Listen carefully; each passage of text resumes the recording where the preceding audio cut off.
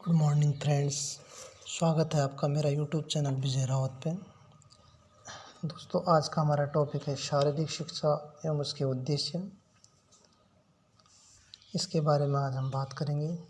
उससे पहले आप चैनल को सब्सक्राइब, लाइक एवं शेयर ज़रूर करें और साथ ही बेल आइकन का बटन भी दबाएं ताकि आपको मेरी आने वाली वीडियो की नोटिफिकेशन मिलती रहे। चलिए गाइस, स्टार्ट करते हैं आज का वीडियो। शारीरिक शिक्षा। शारीरिक शिक्षा की अनेक परिभाषाएं अनेक शिक्षाविदों के द्वारा हमें प्राप्त हैं। उसमें से आज शारीरिक शिक्षा का अर्थ होता है शरीर के द्वारा होने वाले क्रियाकलाप के बारे में जो भी हमें ज्ञान है उसको हम शारीरिक शिक्षा कहेंगे। शारीरिक शिक्षा के बड़े क्षेत्र का वह अंग है जो बड़ी मांसपेशियों से होने वाले कार्य तथा उससे संबंधित प्रतिक्रियाओं से संबंध रखता है। शारीरिक क्रियाएं बहुत सारी होती हैं और शारीरिक क्रिया के उद्देश्य होते हैं, परिणाम होते हैं, यानी एम्स, ऑब्जेक्टिव्स और आउटकम्स भी साथ साथ होते हैं। तो इसके जैसे शारीरिक शिक्षा को समय समय पर अनेक नामों से भी हम जानते हैं, जैसे physical training, physical culture, drill, sports, gymnastic. ये बहुत सारे नामों को हम फिजिकल एजुकेशन के ही अंतर्गत ये सब चीज़ें आती हैं। तो शारीरिक शिक्षा का एक सूक्ष्म स्वरूप नहीं है। कहने का मतलब है शारीरिक शिक्षा के अंदर बहुत सारी चीज़ें हैं। योग शिक्षा आ गई आपकी, शारीरिक शिक्षा आ गई, खेल आ गए, जिम्नास्टिक्स आ गई, ड्रिल, फिजिकल कल्चर एक्टिविटीज़, बहुत सारी चीज़ें, पीटी। तो बहुत सारी चीज़ें हम शारीरिक शिक्षा के अंतर्गत सीखते हैं। तो यह एक सरल और लोकप्रिय माध्यम है शारीरिक शिक्षा, शरीर के अंगों की शिक्षा। अधिकतर हम शारीरिक क्रियाकलापों के ही बारे में इसमें बात करते हैं, लेकिन इसका स्वरूप कुछ ज़्यादा ही है। तो शारीरिक शिक्षा, शरीर शिक्षा का अर्थ है शरीर की शिक्षा अर्थात शिक्षा जिसमें शारीरिक क्रियाकलापों के द्वारा बालक का शारीरिक विकास होता है, जबकि इसका अर्थ शरीर तक सीमित नहीं अपितु इसका स्वरूप व्यापक है। जैसे मैंने आपको पहले भी बताया, समय समय पर अनेक परिभाषाएं हमें इसकी मिलती है। तो आज जिस परिभाषा की हम बात करेंगे ये है खेल मंत्रालय के द्वारा ये परिभाषाएं मिली। इसमें खेल मंत्रालय के द्वारा कहा गया है कि जो शारीरिक शिक्षा है यह शरीर की ऐसी शिक्षा जिसमें बालक के संपूर्ण व्यक्तित्व का मतलब होता है सर्वांगीण, यानी उसका चौमुखा विकास। शारीरिक से भी होता है, मन से भी होता है, आत्मा से भी उसका विकास हो रहा है। उसकी आदतों में भी परिवर्तन होता है, उसके व्यवहार में भी परिवर्तन हो रहा है, उसके शरीर में भी परिवर्तन हो रहा है। इसको हम सर्वांगीण विकास कहते हैं। तो सर्वांगीण विकास, उसके व्यक्तित्व विकास के लिए शारीरिक क्रियाकलापों के द्वारा उसके जो मन, आत्मा और शरीर को पूर्णतः जो प्रभावित करे, ऐसी शिक्षा शारीरिक शिक्षा कहलाती है।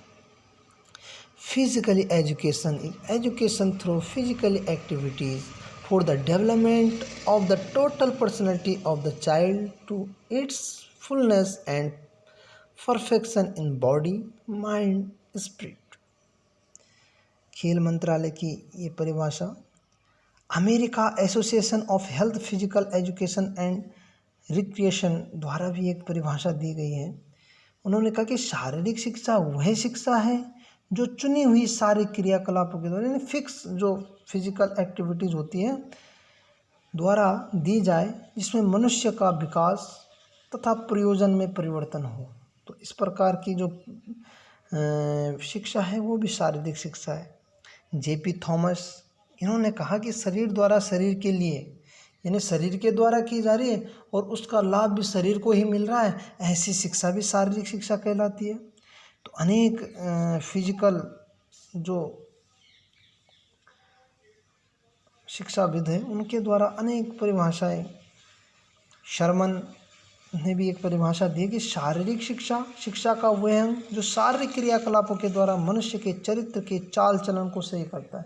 देखो, शारीरिक शिक्षा करने से तालमेल, अनुशासन और बहुत सारी चरित्र का बहुत ज़्यादा निर्माण बालक के विकास में होता है।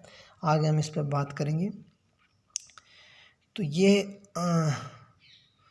उसके बाद आज जो हमारा दूसरा टॉपिक है कि शारीरिक शिक्षा के क्या लाभ हैं।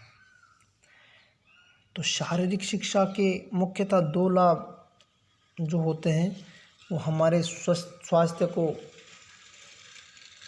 प्रभावित करता है, यानी हमारे जो शरीर को स्वस्थता प्रदान करता है, मजबूती प्रदान करता है, जिससे हमारे आने वाली बीमारियों से हम लड़ सकें। उसके लिए हमें हमारी प्रतिरोधक क्षमता का विकास शारीरिक क्रियाकलापों के द्वारा होता है। साथ में हमारा मानसिक स्वास्थ्य भी हमें प्राप्त होता है, मन मजबूत बनता है।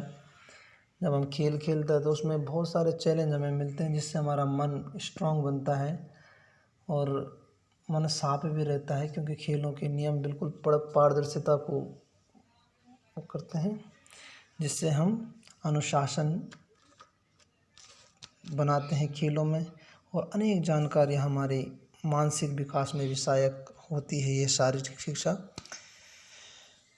अगला टॉपिक है हमारा कि जो शारीरिक शिक्षा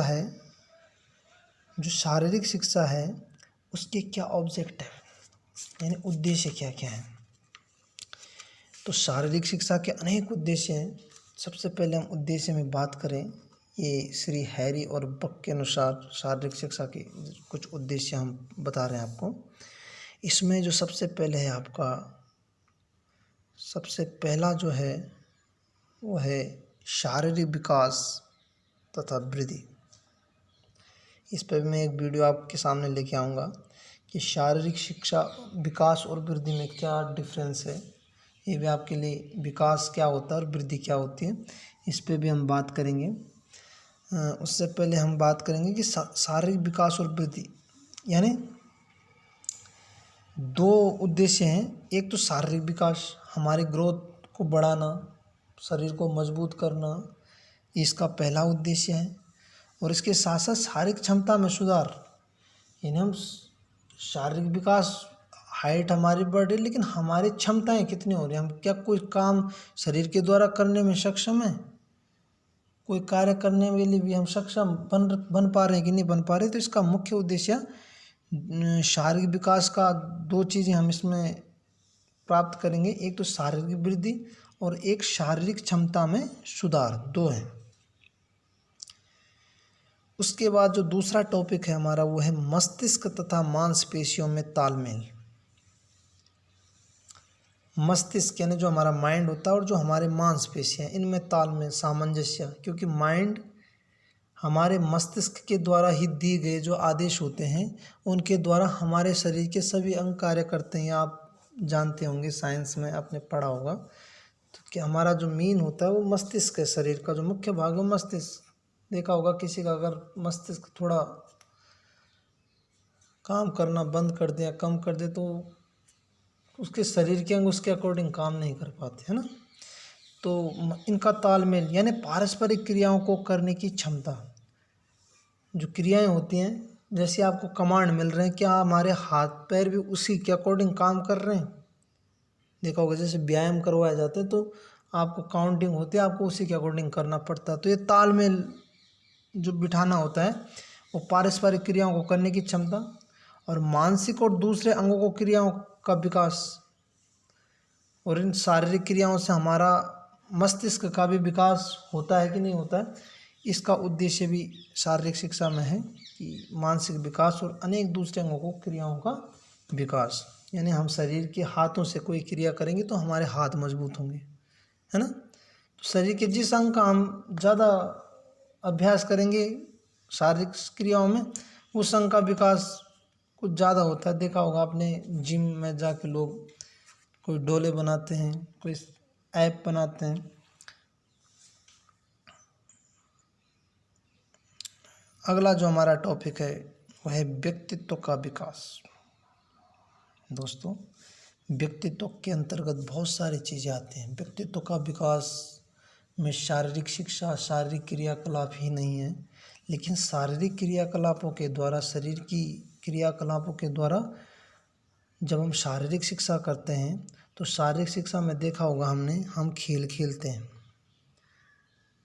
हम कोई खेल खेल रहे हैं और खेल में हम टीमें बनाते हैं, 2 टीमें, एक टीम ये है, एक टीम ये है।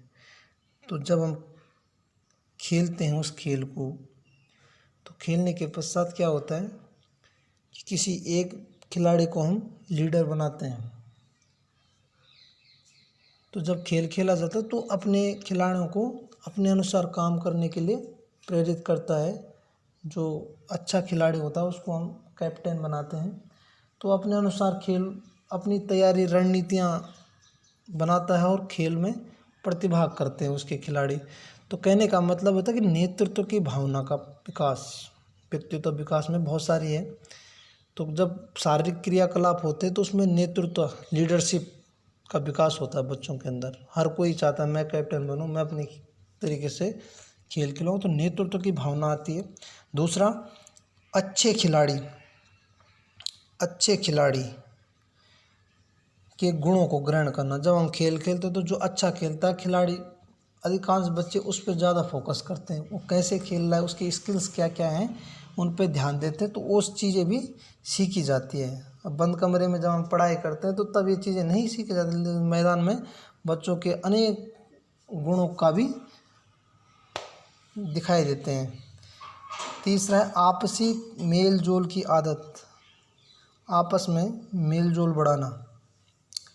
जब हम खेल खेलते हैं तो दुश्मन भी दोस्त बन जाते हैं। बहुत अच्छी खेलों से तो बहुत सारे लाभ होते हैं, उनको भी दोस्त बना लेते हैं और मेल जोल करते हैं। और निर्भय व्यवहार, यानी बिना डर के हम व्यवहार करने लगते हैं। क्लास में तो हम डरते हैं टीचर से, लेकिन जब हम खेल खेलते हैं तो टीचर भी हमें अपने दोस्त के जैसे लगने लगते हैं। तो ये सारे विकास यहाँ पे होते हैं। चौथा है हमारा पॉइंट, उचित व्यवहार में आदत। शारीरिक क्रियाकलापों के द्वारा एक तो स्वच्छता में रहना, जब आपको सिखाया जाता है, स्वच्छता का विकास होता है। अनुशासन, खेलों में अनुशासन बहुत इम्पोर्टेंट है। कबड्डी में एक साइड खड़े रहना तो रहना है, ऐसे नहीं इधर उधर भाग जाना है। तो अनुशासन के गुण भी यहाँ पे सीखे जाते हैं। साथ ही शरीर को स्वस्थ और मन को प्रसन्न रखने के लिए पूरे दिन का कार्यक्रम सुचारू रूप से तैयार करना, ये भी होता है। अगला हमारा टॉपिक है मानसिक तनाव एवं चिंता से मुक्त करना। ये मानसिक स्वास्थ्य को लाभ पहुंचाता है। इन खेलों द्वारा जब हम खेल खेलते हैं तो हम भूल जाते हैं अपनी परेशानियां, अपने कब क्या पड़ा, बिल्कुल तनाव दूर हो जाता है। हम खेल खेलने से मन बिल्कुल अलग दुनिया में खो जाते हैं हम, तो इससे हमें बहुत फ़ायदा मिलता है। तनाव और चिंता का सामना करने की क्षमता भी आती है खेल खेलने से। उद्देश्य मिलते हैं, जीतना है तो उसके लिए भी हमें ये विकास होता है। अगला टॉपिक हमारा ज्ञान में वृद्धि।